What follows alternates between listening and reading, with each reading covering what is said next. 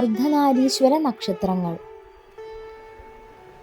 ജ്യോതിഷത്തിൽ ഈ നക്ഷത്രങ്ങളിൽ ജനിച്ചവർക്ക് ഇരുവശവും മനസ്സിലാക്കാനുള്ള കഴിവും ത്യാഗശക്തി, ദയ എന്നിവയിൽ മികവുണ്ടെന്ന് കരുതപ്പെടുന്നു. ജനന സമയത്തെ നക്ഷത്രങ്ങളുടെ സ്ഥാനമനുസരിച്ച് മാറ്റങ്ങൾ വരാം. ഇക്കൂട്ടർ ആരെയും ഭയക്കാത്തവരും ദൈവഭക്തിയുള്ളവരും ആയി കണക്കാക്കപ്പെടുന്നു. നക്ഷത്രങ്ങൾ: അശ്വതി, പൂരം, ഉത്രം, വിശാഖം, പൂരാടം,